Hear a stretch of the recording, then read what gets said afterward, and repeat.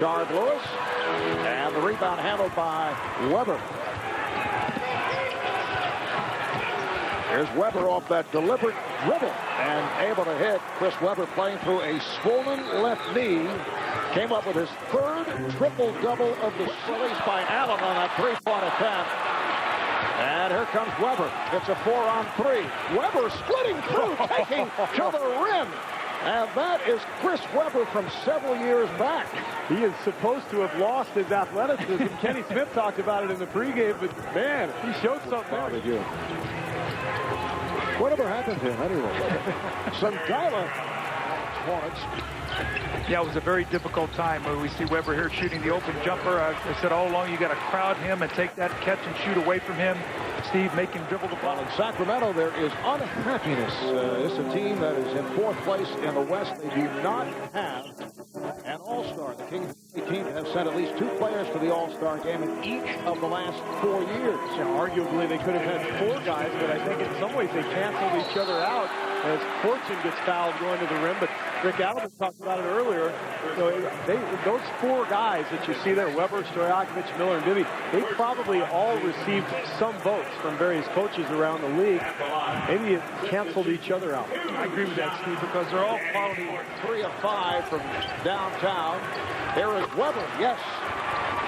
10 points. Scores and just adds a toughness to your team.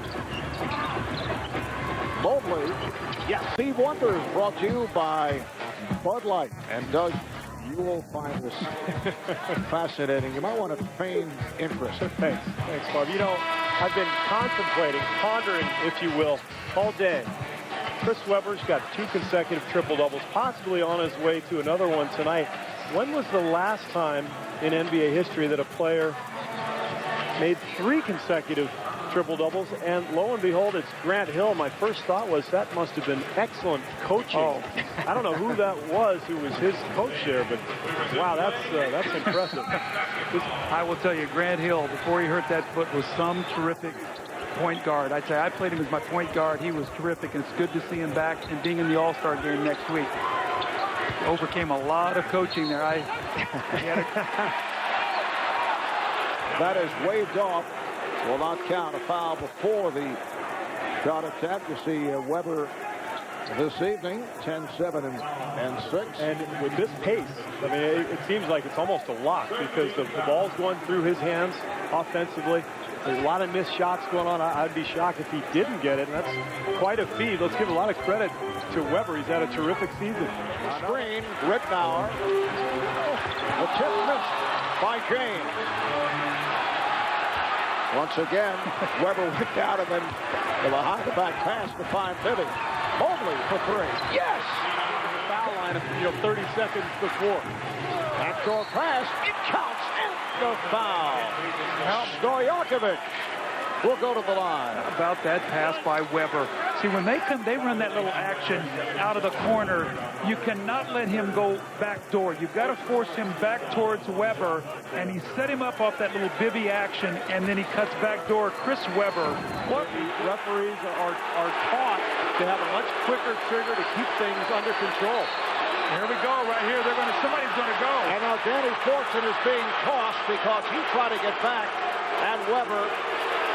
And Fortune is gone. Also, you wonder if there'll be more added to this because there was contact made with the official, Danny Crawford.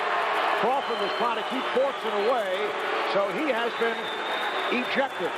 And I think Webber stayed out of the fray and avoided his second technical. As you said, Doug, you've got to keep your head. It would have been a terribly uneven trade had he gone as well.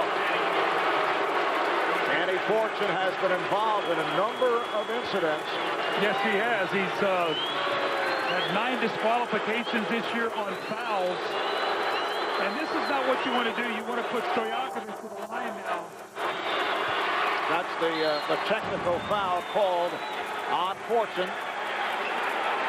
This is how it all began.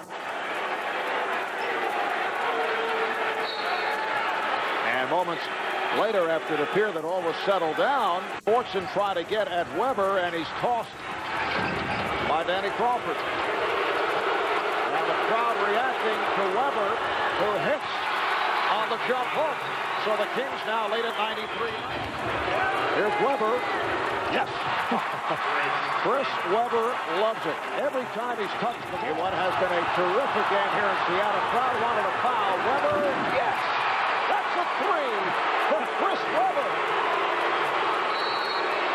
Nate McMillan calls for time, and the Sonic coaching staff very upset, looking for an offensive foul that was not called. Well, they felt that Sengaila bowled over Daniels in the lane. No foul was called. Webber again silencing this crowd. Webber now 17 points, 8. Quite a while. Look for Webber to try to get to the rim. Nice scoop pass by Webber.